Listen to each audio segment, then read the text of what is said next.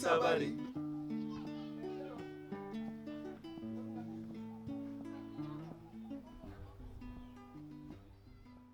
Ay maje munya inje ke ngayol. Ay maje munya we.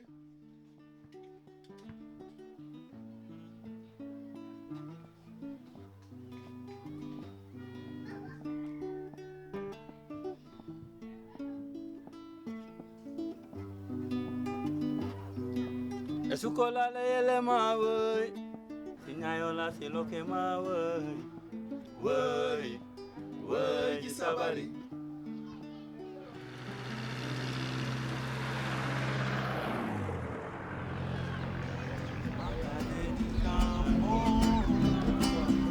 Giregoli, ay makanguro kabuma wakane di kamo.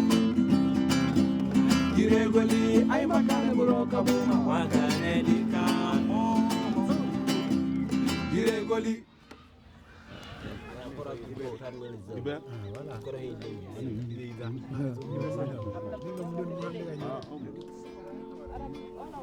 Nous, nos parents ont lutté farouchement parce qu'on voulait devenir Casamançais, on n'a jamais voulu devenir Sénégalais.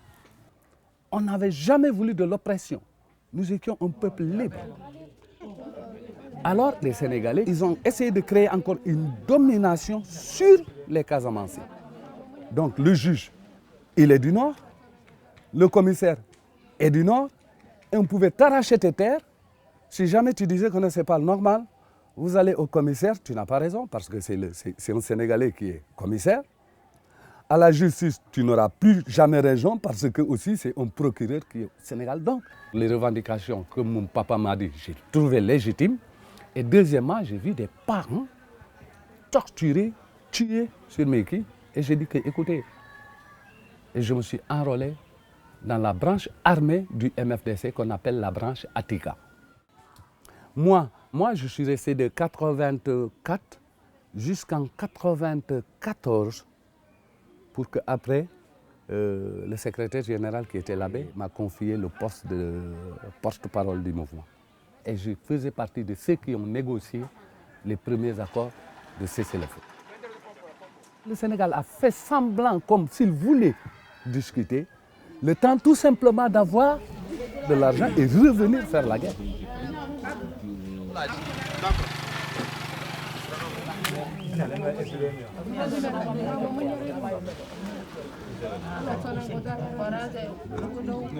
Les Casamançais n'ont pas opté pour la guerre. L'administration sénégalaise qui a poussé les gens à aller à la guerre. Dans le maquis, je l'ai fait pendant 20 ans. Notre chef qui a créé le maquis, il m'a coopté comme un agent de renseignement parce que j'étais invisible. Je suis confus à la jeunesse qui n'a pas été dans le maquis. Donc on ne pouvait pas m'identifier dans cette population comme quoi moi je suis un combattant.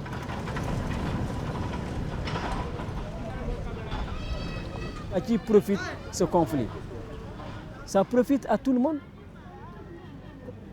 Je dis, même les combattants, ils profitent. L'armée profite.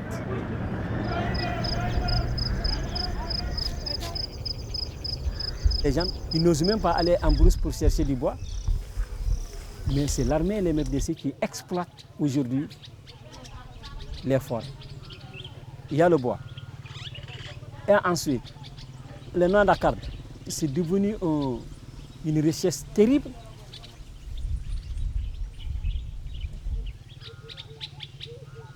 Bon, l'international, il a dit que c'était un problème de développement et il a intéressé les bailleurs extérieurs qui ont mis assez d'argent en Casamance. On allait jusqu'à une centaine d'ONG qui pouvaient agir sur le soi-disant développement de la Casamance. Et qu'est-ce qui s'est passé? Vous aurez la curiosité de passer un peu partout en Casamance, vous allez voir où est le développement. On ne sait pas. Peut-être que la situation a permis de mieux développer Dakar. Aucun développement en Casamance.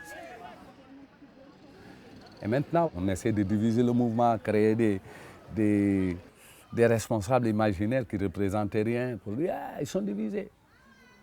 Et après, on traînait sur la situation parce que là, les capitaux continuent à venir. Donc, ça aide le Sénégal à se développer au détriment de la Casamance.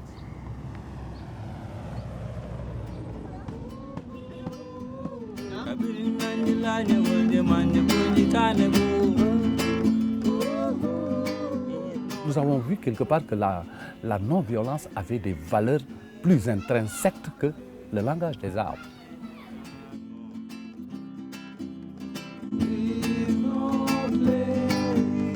Il est temps de nous décider à prendre notre destin à main, à savoir si nous allons continuer à rester dans un Sénégal colonialiste. Je dis à redevenir nous-mêmes peuple. Casamance ne méprise aucune de tes langues. Aujourd'hui, je ne pense pas que c'est les armes qui doivent régler cette question. Il faut à la table de négociation. Et nous avons la conviction, si on reste à la table de négociation, on va pouvoir trouver une solution à cette crise. Je préfère être dans le Sénégal pour pouvoir gagner ce que j'ai perdu durant les 33 ans.